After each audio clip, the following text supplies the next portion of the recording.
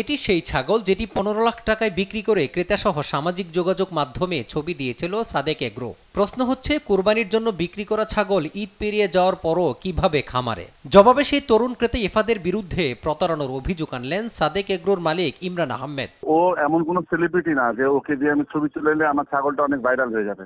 যে ও আমাকে টাকা দিছে, অ্যাডভান্স নিছে, ওর সঙ্গে আমার চ্যাটিং হয়েছে, যে ছাগলের টাকা কবে দিবে, কবে ডেলিভারি নেবে, এগুলো ডকুমেন্ট আছে না। কিন্তু সাদেক এগ্রোর থলের বেড়াল ফাঁস করলেন সেই তরুণ নিজেই। জানালেন, সাদেক এগ্রোর মালিক ইমরানের অনুরোধেই তিনি কেবল ছাগলটির সঙ্গে ছবি তুলেছেন। এটি তিনি কিনেননি কিংবা এর জন্য কোনো টাকাও অগ্রিম দেননি। আগে পরিচয় আছে, যেহেতু আমি একজন চিফ গেস্ট থাকে, তার কারণ হচ্ছে আমার ওনার সাথে আগে থেকে পরিচয় ছিল। তো উনি আমাকে বলে যে ইফাত, এটা যদি তুমি থাপ্পড় দাও, আমার যেহেতু উনি আমার কাছে, তাই আমি ভাবছি কথাবার্তা হয় এবং আমার কারণে আমার ফ্যামিলি অনেক ছোট হতে হয়, যা আর কি বলবো সমর্থ। এর আগে রাজধানীতে প্রাণী সম্পদ মেলায় একইভাবে ১ কোটি টাকার গরু বিক্রি করে আলোচনায় আসে প্রতিষ্ঠানটি।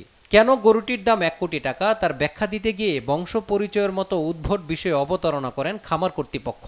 সরজমিনে গিয়ে সেই গরুটিও খামারে অবিকৃত অবস্থায় পড়ে থাকতে দেখা যায়। তবে খামার কর্তৃপক্ষ বলছে, গরুটি উন্নত জাতের হওয়ায় তার দাম হাঁকানো হয় কোটি টাকা।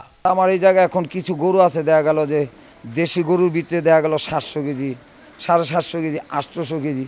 এটি মূলত মনে করেন 6 লাখ, 7 লাখ, 8 লাখ টাকা দামেরও আছে। আবার দেখা গেল অস্ট্রেলিয়ান গরু, ওইটা মনে করেন দেখা গেল যে 1 টন, 1100 কেজি, 1150 কেজি ওজন আছে। ওটির দাম আছে মনে করেন আপনার 8 লাখ, 9 লাখ। গরু ছাগলের এত উচ্চ দাম হাঁকিয়ে সাদেক এগ্রো নিজেকে হাইলাইটস এবং বাজার অস্থিতিশীল করছেন কিনা এমন প্রশ্নের জবাবে সামাজিক বৈষম্যের অভিযোগ তুলেছেন ভোক্তা অধিকারের মহাপরিচালক। সময় বলে দিবে উনি কুখ্যাত হয়েছেন কিনা বিখ্যাত হয়েছেন এটা করে, কিন্তু উনি একটা শ্রেণী বৈষম্য তৈরি করে ফেলেছেন এবং যারা সাধারণ মানুষ যারা কোরবানি দেয়, এটা সত্যিকার অর্থে প্রত্যেকটা মানুষ এখানে অপমানিত হয়েছে, এখানে অফেন্ডেড ফিল করেছে। ২০০৮ সালের প্রতিষ্ঠিত সাদেক এগ্রো এতদিন আলোচনায় না থাকলেও নিজের প্রতিষ্ঠানকে সামনে আনতে মালিক ইমরানের এমন প্রতারণা, যা দেশজুড়ে আলোচনা সমালোচনার জন্ম দিয়েছে। মাজহারুল ইসলাম, দেশ টিভি, ঢাকা।